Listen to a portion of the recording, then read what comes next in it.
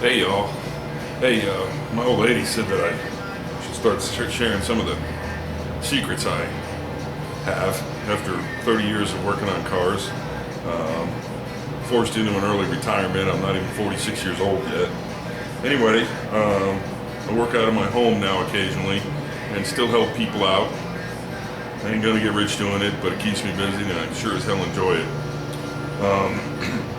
Basically, what I'm doing is I got a 2001 Dodge Dakota Sport I had to look at. And what I'm doing is wiring the OBD, I don't know if you can see that, OBD connector back into it. See if you can see that. See that? It's where you plug your computer into to read your codes. You know, when mechanics need to know what's going on, you have an engine light on, this is what they plug into. Well, it sits under the dash on a Dodge where it's pretty easy to kick. And it looks like someone got caught in it or someone busted it all up. And I think we found the only one left in the country, but after looking at the piece, I've already assembled it, which I'll get into in a second, but I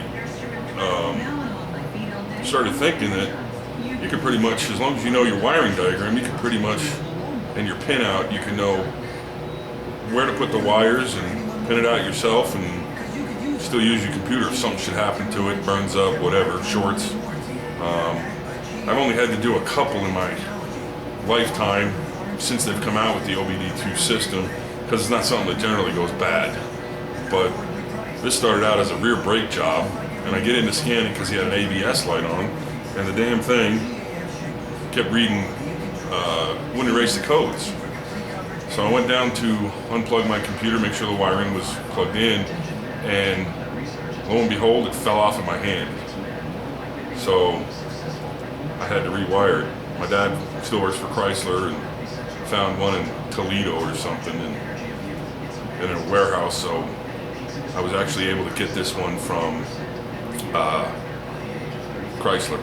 And but in looking at it, you can pretty much get anyone. You can go cut one out of a junkyard probably, and just as long as your pin out's correct and you wire it back in, you're good. And how I do that is I got a crystal ball, and I'm not kidding, I really do, and I'll show you that in a second. But I don't know, hopefully you can see this, but what I did, it just comes with the 16 wires. You only have to use, I think, 7. 1, 2, 3, 4, 5, 6, 7 in this pin out, but it gives you extras in case you screw up maybe, or some cars use more than others, or so it's pretty much works for many cars. Very simple. It's a $50 part though, but if I had more time and could get around better, I'd probably go out to the yard, clip one off and do it, but that costs time, and time is money if you're a mechanic, and you know how that is. So basically I've already pressed them in. I've looked at my schematic, pressed them in. They aren't color coded on this end, they're color coded in the truck. So my old lady actually gave me, this was last week when I started this project, and we had to wait for the part to come in obviously, so we did some homework, and she actually wrote down the corresponding numbers. These are numbered, and I'll be damned if I can read them, so I had to use a magnifying glass because they are small, but they are numbered, and they do give you the pin out on the computer as well. So there's several different ways to go about doing it, but this is the pin out in the car for '01 Dodge Dakota Sport, and this corresponds with this, and it has to be wired into the car. Okay. Here's what's left of the other one. Just kind of fell apart. Those other pieces are in the truck. So, I'll give you a quick shot of how I did this, and hopefully it'll help somebody. Let me get you off the tripod here. Okay. All right. Don't mind my sci-fi channel. This is Mitchell.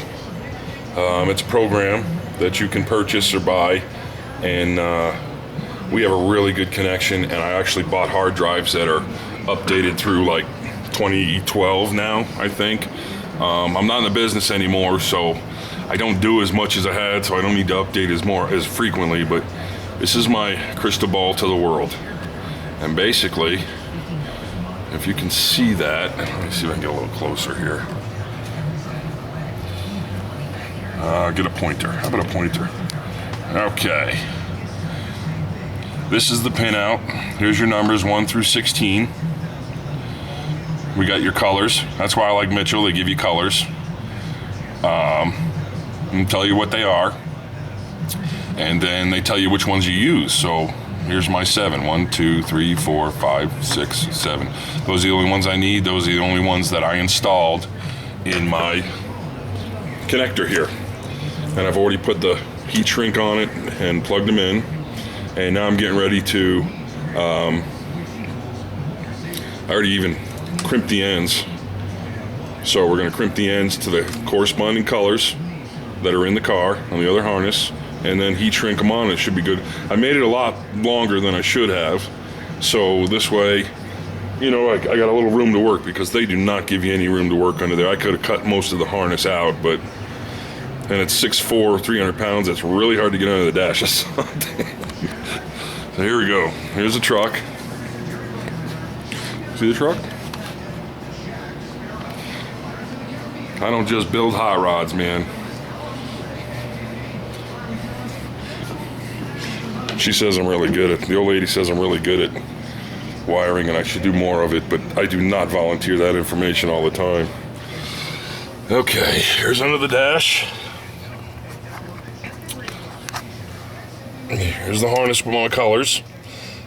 And all you do is match your colors to the pin numbers, and plug it in. Tape it up and plug it in. Should work fine. I'll take another picture after it's done and close to being done, and well, if it's information you can use, fantastic. If not, well, I tried to help you. But it's really not that hard if you do your homework. Take your time and it can be done. You can do your own repair at home. I don't recommend it if you're really not automotive inclined, because electrical sucks. Anyway, there you go. Thanks for watching.